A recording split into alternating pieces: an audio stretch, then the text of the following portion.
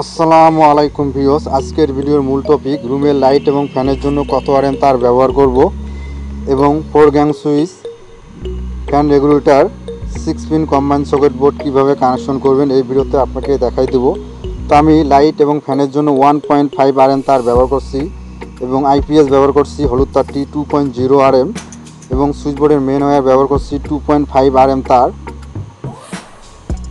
তো এখন আমি এই সুইচ বোর্ডে ওয়্যারগুলো ড্রেসিং করে আপনাদেরকে কানেকশন করে দেখাবো 4 গ্যাং সুইচ ফ্যান রেগুলেটর এবং 6 পিন কম্বাইন সকেট বোর্ড। তো মূল টপিকে যাওয়ার আগে ফিরে আসতেছি ইন্ট্রোর পর।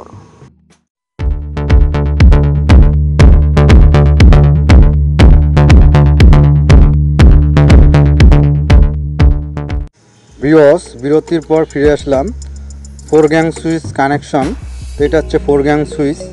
তো 4 গ্যাং সুইচের নিচের টার্মিনালে মেন ফেজ তারটি কানেকশন করছি এবং সুইচের উপর টার্মিনাল লাইট পয়েন্টের ফেজ তার পাশের সুইচও সেমভাবে, এবং আমরা একটি সুইচ বেলাং রাখছি, আমাদের সুইচের প্রয়োজন নেই তাই আমরা 3টি সুইচ কানেকশন করেছি।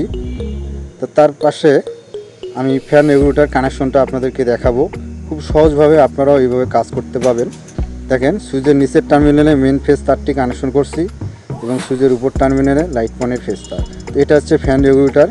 ফ্যান রেগুলেটরের নিচের টার্মিনালে মেন ফেজ তার এবং ফ্যান রেগুলেটরের উপরের টার্মিনালে ফ্যান রেগুলেটর তারটি কানেকশন করছি। ফ্যান রেগুলেটর অপর তারটি আমি ফ্যানের ফেজ তারের সঙ্গে জয়েন করে নিছি এবং ফ্যান রেগুলেটরের নিচে মেন ফেজ কানেকশন করছি এবং ফ্যান রেগুলেটরের তারটি সুইচের উপর টার্মিনালে কানেকশন করছি। তার পাশে কম্বাইন সকেট বোর্ড কানেকশন। তো কম্বাইন সকেট বোর্ডের নিচের টার্মিনালে এনতে নিউট্রাল, মাঝখানেরটা আর্থিং এবং এলতে ফেজ, উপরের লাইনটি আমি ফেজ কানেকশন করছি। উপরের লাইনটি ফেজ এবং নিচের লাইনটি নিউট্রাল তার কানেকশন করছি। দেখেন, এনতে নিউট্রাল, মাঝখানেরটা আর্থিং এবং এলতে ফেজ, উপরের লাইনটি হচ্ছে ফেজ। এই ছিল কম্বাইন সকেট কানেকশন। তো আমার কানেকশন শেষ, এখন আমি বোর্ডগুলো ফিটিং করে ফেললাম। দেখেন, 4 গ্যাং সুইচ, 1 ফ্যান রেগুলেটর এবং কম্বাইন সকেট বোর্ড কানেকশন। তো আপনি যদি আমার চ্যানেলে নতুন দর্শক হয়ে থাকেন অবশ্যই আমার চ্যানেলটা সাবস্ক্রাইব করবেন এবং পাশে থাকা বেল আইকনটি বাজিয়ে দেবেন। তো দেখেন, 4 গ্যাং সুইচ, ফ্যান রেগুলেটর এবং কম্বাইন সকেট কানেকশন হয়েছে। ভিডিওতে অবশ্যই লাইক করবেন।